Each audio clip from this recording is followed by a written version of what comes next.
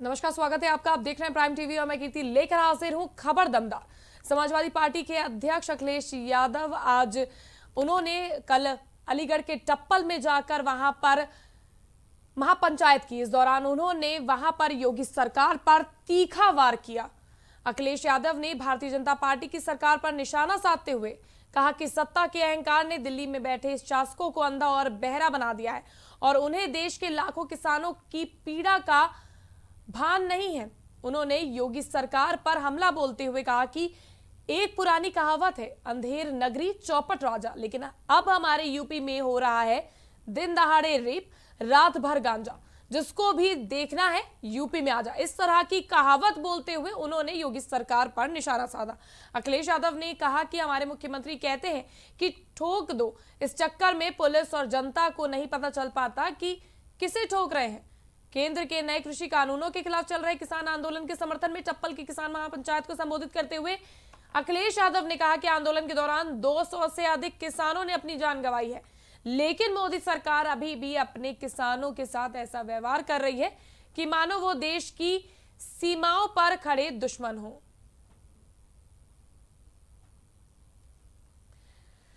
वहीं इस खबर पर हमारे साथ इस वक्त हमारे संवाददाता शमशाद जुड़ चुके हैं।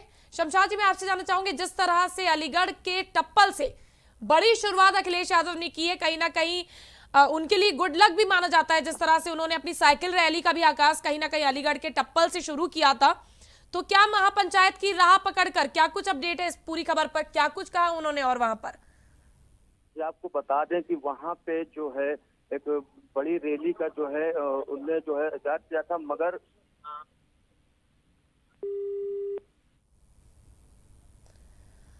तो शायद तक हमारा संपर्क शमशाद जी से टूट गया है। लेकिन मैं आपको बता दूं कि अखिलेश यादव ने अलीगढ़ के टप्पल से महापंचायत का आगाज कर दिया है। कहीं ना कहीं शंखनाद करते हुए आज उन्होंने महापंचायत के जरिए आने वाले विधानसभा चुनाव के लिए हुंकार भर दी है। एक तरफ जहां तमाम पार्टियां एक एक कर महापंचायतें कर रही हैं, वहीं अखिलेश यादव भी इस गंगा में डुबकी लगाते नजर आए।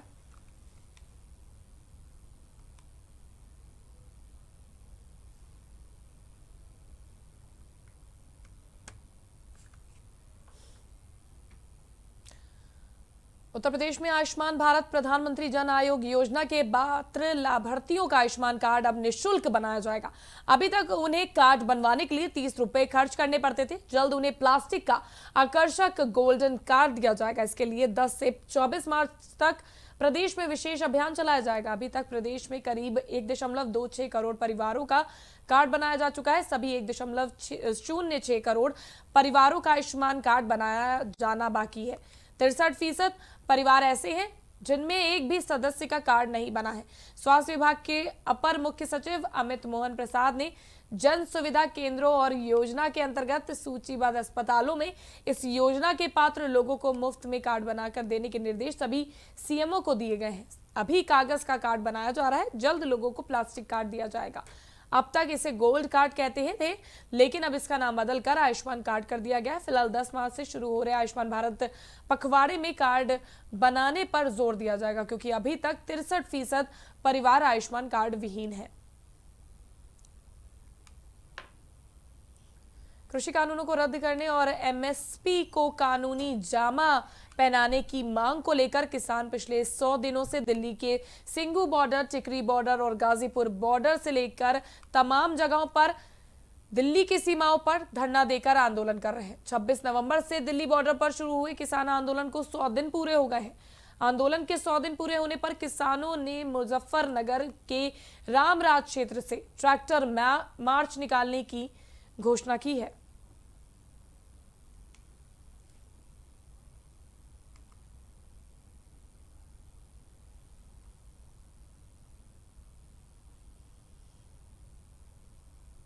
तो किसानों की महापंचायत को 100 दिन पूरे हो गए हैं। इसको चलते जो किसान आंदोलन है वो और ज्यादा गहराता चला जा रहा है और तमाम जगहों पर जाकर अब 5 राज्यों में जिस तरह से चुनाव होने वाले हैं उसको लेकर भी किसान वहां पर जाकर महापंचायत करने वाले हैं। साथ ही साथ किसान वहां के किसानों को ये समझाएंगे कि किस तरह से कृषि कानून काले कानून है, इसमें क्या कमियां हैं और एमएसपी को क्यों कानूनी जामा पहनाना जरूरी कर दिया गया है, इसको लेकर भी महापंचायतें होने वाली हैं।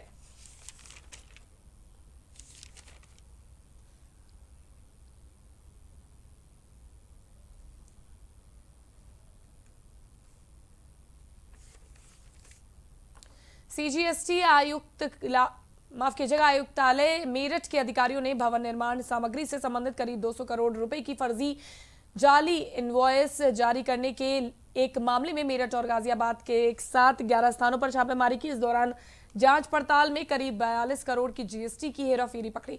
एक सिंडिकेट का मास्टरमाइंड विकास जैन को पुलिस ने गिरफ्तार कर लिया है। CGST principal commissioner SV Singh ने बताया कि वहीं छापेमारी की कार्रवाई के दौरान पुलिस टीम ने बताया कि आरोपी इनपुट टैक्स क्रेडिट की हेराफेरी करने के उद्देश्य से मेरठ में रजिस्टर्ड 30 से अधिक फर्मों का प्रबंधन और नियंत्रण कर रहा था। इस दौरान फर्जी फर्मों से संबंधित अहम दस्तावेज जारी की गई। इनवॉइस, फर्जी फर्मों से संबंधित चेकबुक और करीब 2.23 करोड़ रुपए कैश बरामद हुए हैं।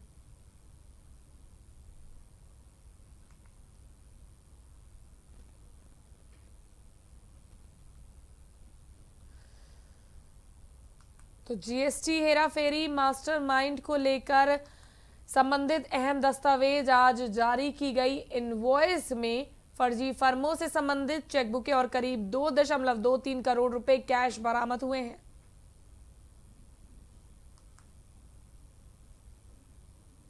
आरोपी इनपुट टैक्स, मैं आपको बता दूं कि GST principal commissioner SV Singh ने बताया कि वहीं छापेमारी की कार्रवाई के दौरान पुलिस टीम ने बताया कि आरोपी इनपुट टैक्स क्रेडिट की हेराफेरी करने के उद्देश्य से मेरठ में रजिस्टर्ड 30 से अधिक फर्मों का प्रबंधन और नियंत्रण कर रहा था। इस दौरान फर्जी फर्मों से संबंधित अहम दस्तावेज जारी की गई। इनवॉइस, फर्जी फर्मों से संबंधित चेकबुक और करीब 2.23 करोड़ रुपए कैश बरामद हुए हैं।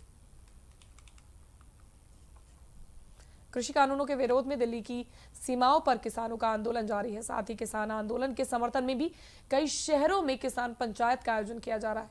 इसी क्रम में कृषि कानूनों के समर्थन में हिंद किसान सभा मुजफ्फरनगर में विशाल किसान सभा करने जा रही है। हिंद किसान सभा मुजफ्फरनगर के प्रसिद्ध जीआईसी मैदान में किसान पंचायत का आयोजन कर रहा है, जिसमें बड़ी संख्या में किसान प्रधानमंत्री नरेंद्र मोदी के समर्थन में शामिल होंगे। इस पंचायत में केंद्रीय मंत्री संजीव बालियान भी शामिल होंगे। मुजफ्फरनगर के इसी जीआईसी मैदान पर 29 जनवरी को भारतीय किसान यूनियन के अध्यक्ष नरेश टिकैत ने किसान महापंचायत की थी। गणतंत्र दिवस के दिन दिल्ली में हुई हिंसा के बाद दिल्ली की सीमाओं पर पुलिसिया कार्रवाई से नाराज किसानों ने हाईवे को जाम किया था, तो मुजफ्फरनगर में उनके समर्थन में महापंचायत बुलाई गई है।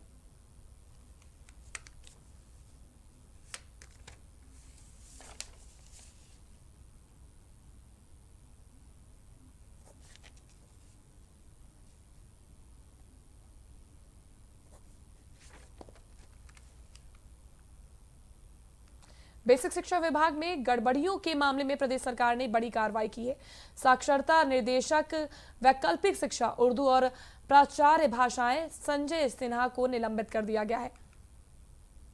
उनके विरुद्ध विभागीय जांच के साथ साथ विजिलेंस जांच के लिए भी आदेश दे दिए गए हैं। फर्रुखाबाद के पूर्व बीएसए अनिल कुमार और प्रयागराज के शिक्षा निरीक्षण के पटल सहायक श्रवण कुमार श्रीवास्तव को भी निलंबित कर दिया गया है। हाथरस के बीएसएस मनोज कुमार मिश्र को भी हटा दिया गया है। वहीं बेसिक शिक्षा परिषद के सचिव प्रताप सिंह बघेल को कारण बताओ नोटिस जारी किया गया है। इसको लेकर अपर मुख्य सचिव बेसिक शिक्षा रेणुका कुमार ने बताया कि संजय सिन्हा पूर्व में लगभग 9 सालों तक बेसिक शिक्षा परिषद के सचिव रहे।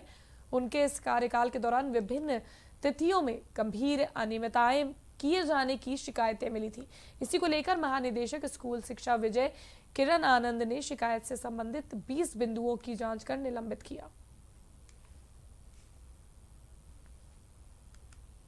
आगरा में ऋण का भुगतान नहीं होने पर बकायेदार भाइयों के खिलाफ गिरफ्तारी वारंट लेकर गई राजस्व टीम पर तीसरे भाई ने अपने साथियों संग हमला बोल दिया। आरोपित संघ के सगे भाइयों को टीम से छुड़ा कर ले गए। विरोध पर उसने मारपीट भी की। मनसुखपुरा पुलिस ने 3 भाइयों के खिलाफ मुकदमा दर्ज किया है। बता दें कि मनसुखपुरा के गांव करकौली निवासी राजपुर और उसके भाई शिव कुमार ने इलाहाबाद बैंक के केसीसी पर ऋण लिया था। बैंक का राजकुमार पर 4.28 लाख और शिवपुरा पर 3.78 लाख रुपए बकाया है। राजस्व टीम के कर्मचारी गांव के बकायेदारों की गिरफ्तारी वारंट लेकर गए थे। टीम ने दोनों को पकड़कर सरकारी वाहन में बैठा लिया। आरोप है कि आरोपितों के तीसरे भाई ने अपने साथियों संग आकर उनकी गाड़ी के आगे ट्रैक्टर लगा दिया। इसके बाद टीम के साथ मारपीट शुरू कर दी। आरोपित राजकुमार और शिव कुमार को छुड़ाकर धमकी देते हुए भाग निकले। घटना में कर्मचारियों के पैर में चोट लगी। फिलहाल पुलिस ने आरोपियों के खिलाफ केस दर्ज कर घायल कर्मचारियों को अस्पताल में भर्ती कराया है और आगे की कार्रवाई में जुट गई है।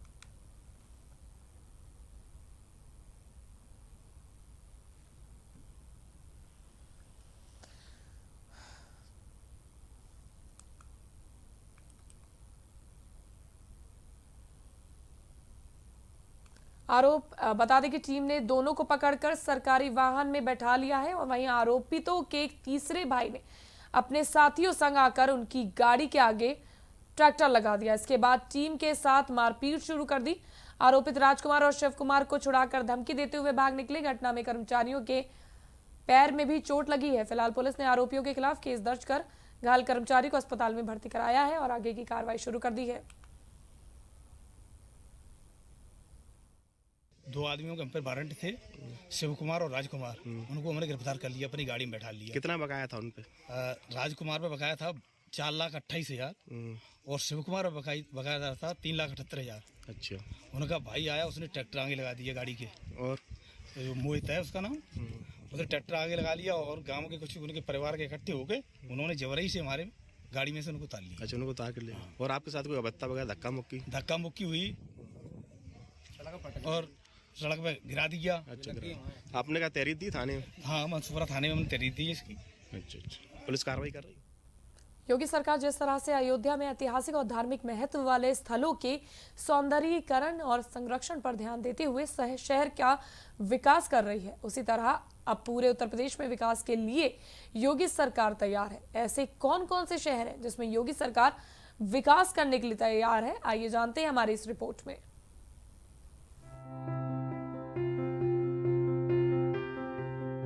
अयोध्या के तर्ज पर सूबे के कई बड़े शहरों का विकास करने के लिए योगी सरकार तैयार है। कई बड़े शहरों में बढ़ती आबादी, बढ़ते मकान, बढ़ते कार, स्कूटर और भविष्य की जरूरतों का ध्यान रखते हुए मुख्यमंत्री योगी आदित्यनाथ ने इन शहरों के मास्टर प्लान में परिवर्तन करने की अनुमति दी है, जिसके तहत अब लखनऊ सहित सूबे के 14 बड़े शहरों का नया master plan city development plan बनेगा। इसके अलावा कुछ शहरों के मास्टर प्लान में संशोधन किया जाएगा।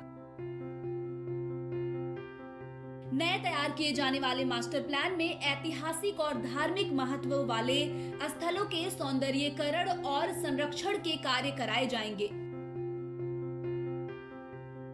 तालाबों, जलाशयों, झीलों आदि को शामिल करने के साथ ही wildlife sanctuary, reserve forest, पर्यावरण, वन और अन्य संरक्षित क्षेत्रों का विशेष ध्यान रखा जाएगा।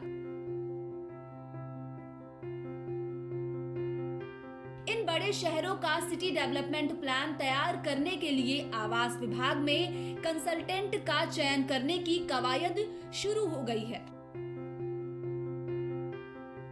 राज्य के 14 बड़े शहरों लखनऊ, कानपुर, चित्रकूट, गोरखपुर, वाराणसी, प्रयागराज, झांसी, आगरा, मथुरा, बरेली, मेरठ, सहारनपुर, मुरादाबाद और गौतम बुद्ध नगर का भविष्य की जरूरतों के आधार पर कायाकल्प कराना मुख्यमंत्री योगी आदित्यनाथ की बेहद महत्वाकांक्षी योजना है। मुख्यमंत्री योगी आदित्यनाथ का स्पष्ट मत है कि इन 14 शहरों की ऐतिहासिक धरोहर का सौंदर्यीकरण और संरक्षण कार्य कराए जाने से ये शहर खूबसूरत दिखेंगे, जिसके चलते इन शहरों में पर्यटन कारोबार में इजाफा होगा, लोगों को रोजगार मिलेगा। इस सोच के साथ मुख्यमंत्री ने उक्त शहरों का सिटी डेवलपमेंट प्लान तैयार कराने का निर्देश दिया। आवास विभाग विभाग के अधिकारियों के अनुसार मुख्यमंत्री के निर्देशानुसार उक्त शहरों के तैयार किए जाने वाले मास्टर प्लान में नए सिरे से शहरों के तमाम क्षेत्रों का भू उपयोग निर्धारित होगा। इसके लिए जरूरी कार्यवाही शुरू कर दी गई है। मास्टर प्लान तैयार करने में शहरों में मौजूदा जरूरतों के हिसाब से भू उपयोग निर्धारित किया जाएगा।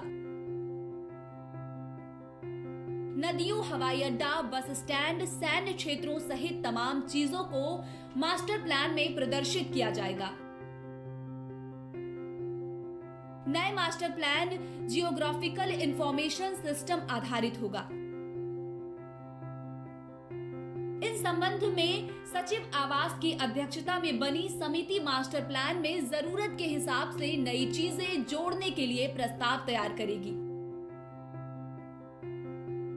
नए मास्टर प्लान में क्षेत्रीय विकास की योजनाओं को भी शामिल करने का निर्देश दिया गया है, ताकि संबंधित शहरों को आने वाले दिनों में किसी तरह की दिक्कत ना हो। यही नहीं, 14 बड़े शहरों के लिए तैयार किए जाने वाले मास्टर प्लान में इन शहरों में सेना का फायरिंग रेंज खतरनाक क्षेत्र के रूप में घोषित किया जाएगा। वर्तमान जरूरतों के हिसाब से नए औद्योगिक क्षेत्र, बस अड्डे, मास्टर प्लान रोड और वाटर वर्क और एसटीपी कूड़ा निस्तारण केंद्र सहित अन्य तमाम चीजें भी मास्टर प्लान में चिन्हित होंगी। शहरों में जिन लोगों ने लैंड यूज के विरुद्ध निर्माण कराए हैं, उनका समायोजन मास्टर प्लान में शासनादेश के मुताबिक ही हो पाएगा। मास्टर प्लान में नदी तटबंध के निर्माण की दशा में नदी किनारे को तटबंध के रूप में ही प्रस्तावित होंगे। दमदार खबरों में फिलहाल के लिए बस इतना ही। आपका ही मत जाएगा। देश और दुनिया की तमाम खास खबरों के साथ मैं फिर हाजिर होंगी, जिनका सीधा सरोकार आपसे है। लेकिन तब तक के लिए एक नजर डालिए आज की सुर्खियों पर।